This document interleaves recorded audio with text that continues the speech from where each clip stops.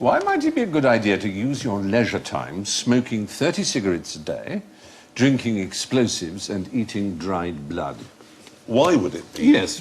How might that help one? And indeed, in a strange way, possibly even lengthen one's life. We're in the war here, and there were black ops on both sides. And while we were in Italy, the Italians, who weren't as witless as perhaps we like to think of them as being as an enemy, they sent books of matches as gifts that would drop down on the Allied troops, and inside were little folded bits of paper. And the folded bits of paper said, look, there they were, look, this is how to pretend to be ill, very convincingly. You're going to lose the war. You're having a miserable time fighting us. It's ghastly. You're probably going to be killed. You've got a family back home. You've done your bit. Just pretend to be ill, and you'll get sent home. It's rather clever. And it gives advice for psychological things as well. It says, act as if you hate to be ill. It's quite good psychology. Stick to one set of symptoms, and don't tell the doctor too much. Basically, smoke as much as you can, 20 to 30 cigarettes a day. If you normally smoke as much, double it. And otherwise, there are various other little tricks you can use. Why smoke? I mean, this is before people were going about lung cancer. I know people did smoke a lot. It wasn't about lung cancer. It was about the fact that you made people breathless and it could bring on conditions similar to cardiac arrhythmia and so on. Okay. Isn't it easier to just shoot yourself in the foot? Well, the trouble is that was such a known thing, a blighty one it was called. I mean, anybody who was shot in the foot in the war, people went, I don't think so. Ear.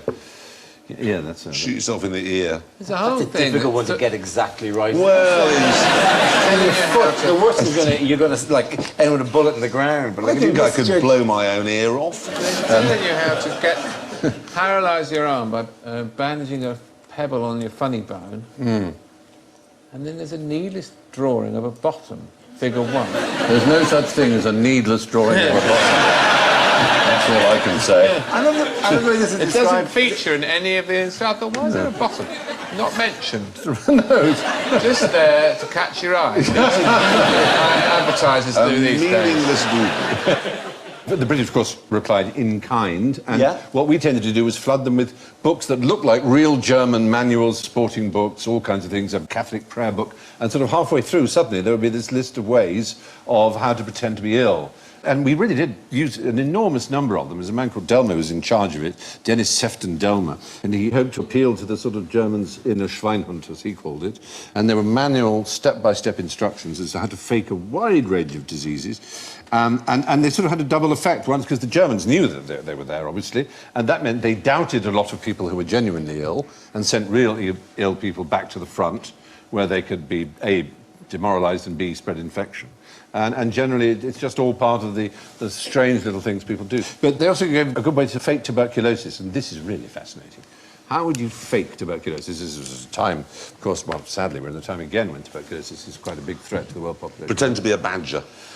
Well, that is the issue well, whether or not badgers do or don't. Yes, I know. I can tell which side you're on in the great badger debate. But aside from that, tuberculosis... Glass, powdered glass.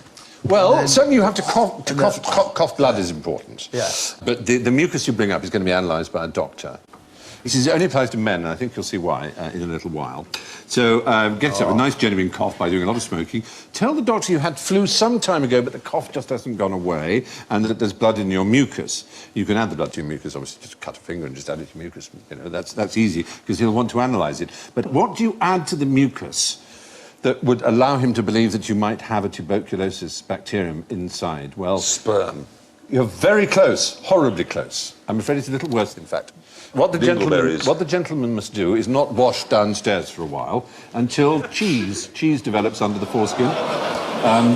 And they take a little bit of this cheesy substance and add it to the mucus and the blood. And so when the doctor asks for the sputum, you give them that.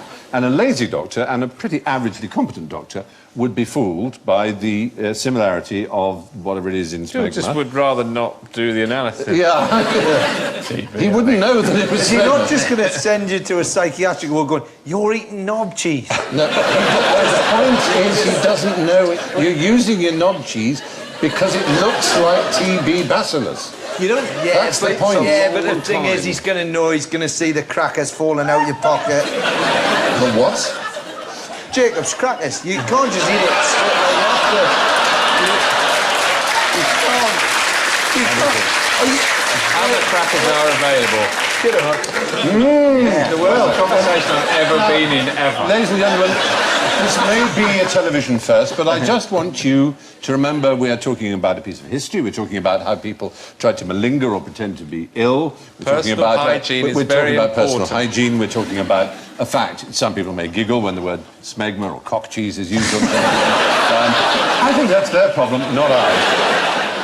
So, since we've got nothing better to do, what about a ball?